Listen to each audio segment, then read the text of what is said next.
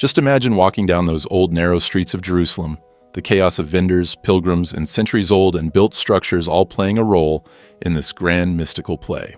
Turn a corner, and suddenly you face what is one of the holiest sites in Christianity, the Church of the Holy Sepulchre. This site is the center for the claims that Jesus was crucified, buried, and resurrected.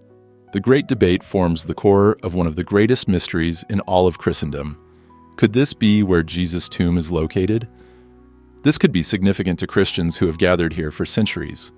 The Catholics, the Orthodox Christians, and several others believe that the Church of the Holy Sepulchre has Jesus' tomb where he was buried and rose from death.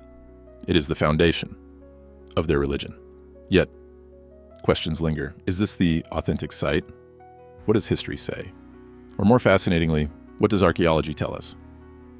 Let's begin with the facts. The Church of the Holy Sepulchre, the church as we know it now, has been through a lot in history. Much of the chamber is medieval in structure, as it was modified many times over the centuries. Due to the damage by fire, earthquakes, and invasions on a once grand building originally commissioned by Roman Emperor Constantine in the 4th century. If you are seeking the original church, move on to the Alexander Hospice next door, or take a look at parts of the rotunda that still hold traces of its ancient history. New shrines stand where old ones once were, offering a sense of renewal. Pilgrims are given rods and draw in appreciative breaths, participating in the repetition of elaborate prayers. They go inside to touch the stone slab on which Jesus' body is believed by millions to have been prepared for burial, and queue to see the traditional site of the tomb itself, housed within a shrine known as the edicule. But is this the real tomb? We must first take a historical journey to explore this question. The tomb Constantine uncovered was by no means randomly stumbled upon. Constantine granted permission as early as 327 when the Bishop of Jerusalem, Macarius, asked him. The tomb lay beneath a temple of the goddess Aphrodite, which the Romans had built after destroying Jerusalem. The excavation began, and they found what Macarius believed to be the tomb of Christ, leading to the building's dedication as the Church of the Holy Sepulchre. But here comes the twist. Perhaps you have heard that Constantine's mother, Helena, uncovered the tomb. Helena arrived in the Holy Land with 12 years of experience and was more highly motivated and guided by divine dreams, according to later Christian historians like Socrates Scholasticus. Yet, in the account of the excavation given by Eusebius, it is clear that Helena was not involved in this find, though her participation remains a topic of debate. What about the Gospels? The Gospels themselves say that Jesus was crucified within the city of Jerusalem and buried outside on its external part. Okay, but how did the Church of the Holy Sepulchre end up inside the walls of what is now referred to as the Old City? It's in the shifting topography of Jerusalem. In Jesus' lifetime, this part of Jerusalem actually lay outside the city. The Roman Emperor Hadrian had already expanded the city walls in the 2nd century by the time Constantine commissioned the church in the 4th century, encasing its position, and critically, that of what is now believed to be Jesus' tomb, inside a growing civic heart. The Gospels also say that Joseph of Arimathea, who was a disciple of Jesus, got permission to take Jesus' body and put it in a tomb belonging to his family. Some scholars find the idea plausible, while others consider it unlikely precisely because, given the rise of Christianity, the crucifixion and burial of a lower-class figure, who was executed as an enemy of a favorless state, would hardly receive such dignified treatment.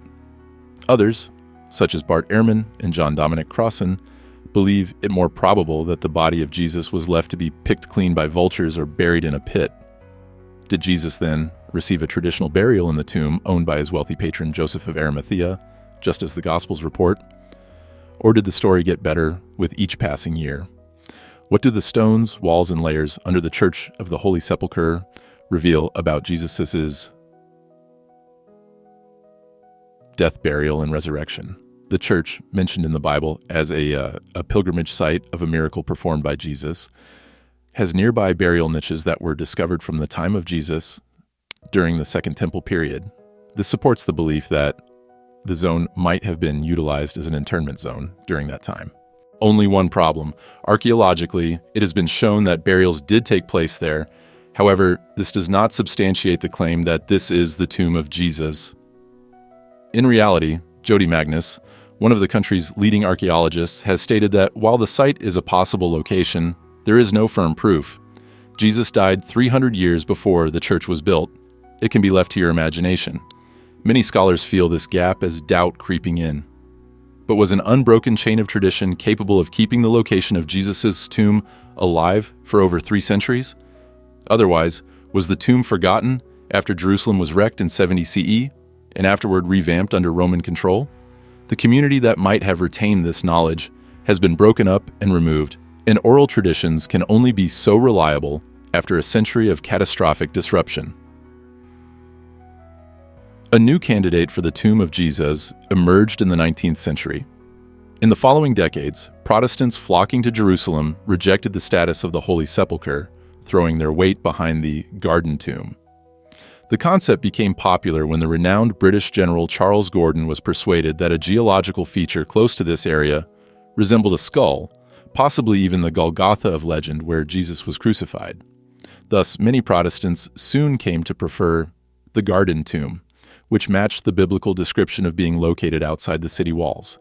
But of course, there is a surprise in the tale, which is par for the course in archaeology. It was discovered that the garden tomb, unlike the empty tombs of so many other religions, had actually been hewn out in Iron Age times, hundreds of years before Jesus existed. The tomb could not have been his. The small icon there was too old. It will probably be generations before the argument over whether this is the real Church of the Holy Sepulchre cools down. On one hand, we have a place that is sacred to millions of Christians and supported by some archaeological basis. This, on the other hand, emphasizes a very long time difference from what is already sealed in history. Most scholars are not hopeful, pointing out that it has not been spoken of enough for Constantine to rely on accurate detailing of his perfectly exact adornment. In the end, archaeology only provides one answer among many. Even if it is that exact spot, the Church of the Holy Sepulchre remains highly significant for religious purposes. It is a place of pilgrimage for the millions who visit every year, allowing them to interact with their faith, like so few other spiritual places can, to walk where Jesus may have laid his head. No matter whether this is the real site, that power remains. And isn't that what makes these historical puzzles so intriguing? This intersection of faith, history, and evidence is where our search, questioning, and wonder boil forever. We crave it regardless, because every so often, the spectacle is too juicy to pass up on the answer.